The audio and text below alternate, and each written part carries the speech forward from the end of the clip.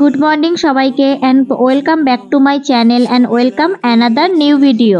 তো তোমরা সবাই কেমন আছো? আশা করি অনেক ভালো আছো, সুস্থ আছো। আমরাও বেশ ভালো আছি, সুস্থ আছি। আমার চ্যানেলে তোমাদের সবাইকে ওয়েলকাম জানাচ্ছি নতুন এক ভিডিওর সঙ্গে। এদিকে দেখো, ঘুম থেকে উঠে পড়েছি সকাল সকাল। ঘুম থেকে উঠে আর কি যাবতীয় যা কাজ ছিল বাইরে সমস্ত কিছু কমপ্লিট করে নিয়েছি। তারপরে বিছানাটাই গোছানো বাকি ছিল, এবার বিছানা গোছাতে এসেছি। আর সকাল সকাল স্নানটা করে নিয়েছি, তো সেই জন্য একটু ঠান্ডাও পাচ্ছিল। আর এদিকে তোমাদের দাদা ভাইও চলে এসেছে মাঠ থেকে। তারপর ডলারকে নিয়ে কি করছে দেখো শুধু।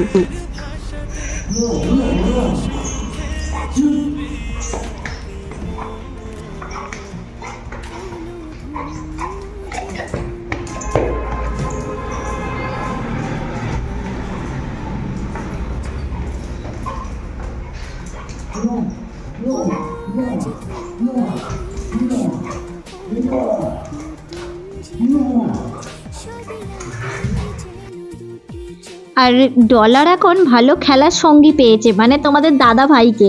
তোমাদের দাদা ভাই মাঠ থেকে এসেই আর কি ওর সাথে প্রায় 1 ঘন্টা 1.5 ঘন্টা ছোটাছুটি করবে। ও ওকে তাড়া করবে, ও ওকে তাড়া করবে, মানে ওর পিছনে লাগবে আর ও সেই তাড়া করবে। এই রকম প্রায় 1 ঘন্টা 1.5 ঘন্টা চলতে থাকে, মানে রেগুলার এটা চলতে থাকে। তারপর তোমাদের দাদা ভাই ব্রাশ করতে যাবে, খাওয়া দাওয়া করবে, তবে ও জল খেয়ে আর ঘুমিয়ে পড়ে। আসলে ডলার তো কোনোদিন ছোট থেকে আর কি এত দৌড়াদৌড়ি ছোটাছুটি করেনি, এই ফার্স্ট টাইম। মানে তোমাদের দাদা ভাই তো ওকে ছোটবেলা কিনে দিয়ে গিয়েছিল 42 দিনে, আর এখন তো অনেকটাই বড় হয়ে গেছে। আর ও তো কখনো এরকম করেনি, মানে এত দৌড়াদৌড়ি ছোটাছুটি করেনি। এবার যার ফলে ওর ওটা অভ্যাসও নেই, মানে ডলারের ওটা অভ্যাসও নেই। আর তোমাদের দাদা ভাইকে পেয়ে না ও ভীষণ খুশি, মানে তোমাদের দাদা ভাইকে পেয়ে ডলার ভীষণ খুশি, কারণ ওর একটা খেলার সঙ্গী পেয়েছে সেই জন্য। আর ডলার এইগুলো ভীষণ মিস করবে তোমাদের দাদা ভাই চলে গেলে। তো ও তো আর খেলতে পারবে না, সেইভাবে দৌড়াদৌড়ি করার মতো কেউ নেই। এবার ওকে তো সবাই ভয় করে, এবার কেউ তো খেলতে আসবে না। যে যারা আসেন আর কি বাচ্চাগুলো, তো আমাদের পুরনো বাড়ি থেকে যা মানে দেওররা, মানে বাচ্চা বাচ্চা দেওর ননদ যারা আসে, ও তারা তো আবার একে ভয় পায়, মানে ডলারকে ভীষণ ভয় পায়। তো আর যখন ছোট ছিল তখন ওকে আদর করতে পারতো, এখন বড় হয়ে গেছে না, ডলার চেনে না, যার ফলে ওদেরকে তাড়া করে। তো সেই জন্য আর কি তারাও আসতে ভয় পায়। এবার ওর খেলার সঙ্গীটা আর কেউ থাকবে না তোমাদের দাদাভাই চলে গেলে। এবার সেই ওকে তোমাদের দাদাভাইকে সেই জন্যই আমি বলছিলাম যে এইগুলো তুমি অভ্যাস করে দিয়ে যাচ্ছ, তারপর তুমি চলে গেলে এর সাথে এরকমভাবে খেলবে কে? তখন দেখবে আরও কীরকম হয়ে যাবে। এদিকে দেখো, আনাজ কুটতে বসে গেছি। তো আসলে এবার তোমরা বলবে যে দিদি ভাইয়ের কি এখনও ঠান্ডা পাচ্ছে? তা আসলে আমি স্নান করেছি না, শ্যাম্পু করেছি, সেই জন্য আরও বেশি ঠান্ডা পাচ্ছে।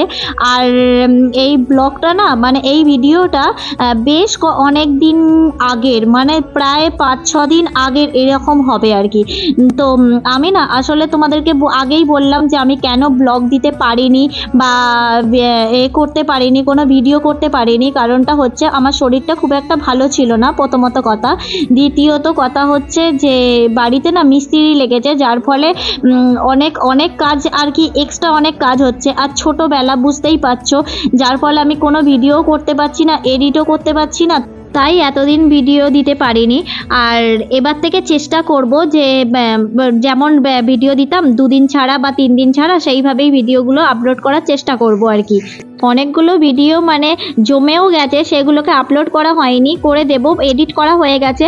তো এক এক করে সব ভিডিওগুলো আপলোড করে দেব। আর মিস্ত্রির কাজ বলতে আমাদের পিছন দিকটা মাটি ফেলা হচ্ছে, মানে পিছন দিক মানে হচ্ছে যেদিকটা পেঁপে গাছ আছে, জাম গাছ আছে, ওদিকে আর কি মাটি ফেলা হচ্ছে। ওগুলো মাটিগুলো কম ছিল বলে না, যার ফলে গাছগুলো খালি উল্টে যেত, কোনো গাছ থাকতো না, খালি পেঁপে গাছটাই ছিল। বাদবাকি সমস্ত গাছ যেই গাছটাতেই মানে লাগানো হতো, মাটি কম বলে খালি উল্টে পড়ে যেত আর কি, কোনো গাছ হতে চাইতো না। সেই জন্য আর কি মাটি ফেলা হলো। আর ছাদ থেকে জল পড়ে পড়ে পিছনটাও আর কি, মানে এই বর্ষাকালে বলো, ছাদে মানে ট্যাঙ্কটা ভর্তি হয়ে গেলে জল বলো, বসে বসে না পুরো গর্ত হয়ে গেছিলো পিছন দিকটা। সেই জন্য আর কি মাটিটা ফেলে পুরো সমান করে দেওয়া হলো। আর পরের ভিডিওতে তোমাদের সাথে নিশ্চয়ই শেয়ার করব। তো আজকে অনেকগুলো রান্না হবে, তো অনেকক্ষণ আনাজ কুটতে বসেছি, তো আনাজ কোটা শেষ হচ্ছে না, আমি বিরক্ত হয়ে উঠে পড়লাম। তো হাফ আনাজ কুটে হাফটা এখনও বাকি আছে।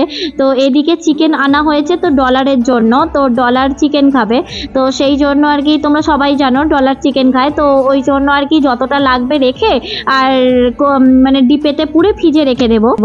এদিকে দেখো তো চিকেনটাও ধোয়া হয়ে গেল ভালো করে, আর এদিকে পুঁই মেচুরি কেটে রাখা হয়েছে। তো পুঁই মেচুরিটাই রান্না করব, কারণ ওই রান্নাটা আমি খুব একটা পারি না, তো মাকে জিজ্ঞাসা করে করে করতে হবে।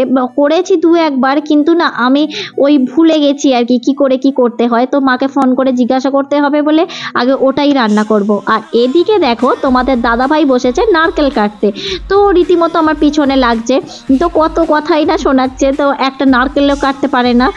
তো আমি বললাম যে আমি যদি সব করব তাহলে তুমি কি করবে? তো তোমাদের দাদাভাই তো রীতিমতো আমার পিছনে লাগে, তো খুবই পিছনে লাগে, সারা দিন শুধু যতক্ষণ বাড়িতে থাকে মানে আমার পিছনে না লেগে ওর শান্তি হয় না। তো এদিকে দেখো নারকেল ছোলাটা হয়ে গেছে, তো নারকেল ছুলে দিয়ে তারপরে আমি নারকেল মানে কুটতে বসেছি আর তারপরে মিক্সিতে বেটে নেব। আর তারপরে এদিকে নারকেল কুটতে কুটতে তোমাদের দাদাভাই বলছে এটা পারবে না, এটা আমি করে দেব।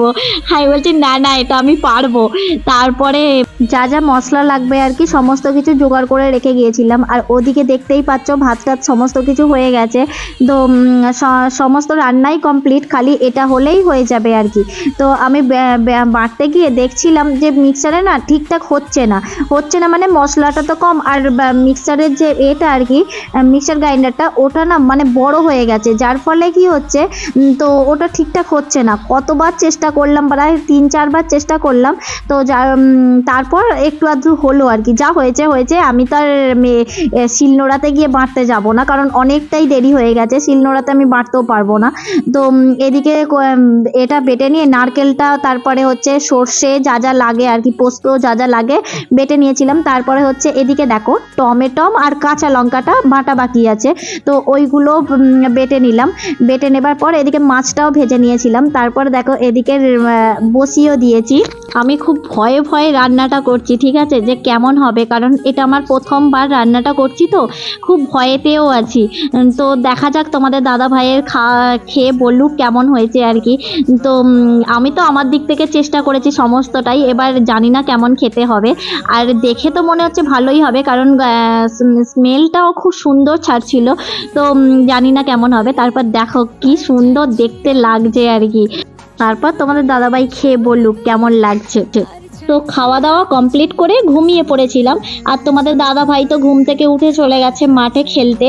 এবার ও না খেলাধুলাটা একটু বেশি ভালোবাসে আর কি, তারপরে মানে ক্রিকেট খেলতে একটু বেশি ভালোবাসে, সেই জন্য বিকাল হতেই বাচ্চারা তো ডাকতে চলে আসবেই, মানে ও যতবার বাড়িতে আসে তো বাচ্চারা তো ঠিকঠাক জানেই, আর ওরা এলেই আর কি মানে তোমাদের দাদা ভাই এলেই ওরা আর কি বাড়ি চলে আসে ডাকতে, সকাল বিকাল দুবেলাতেই।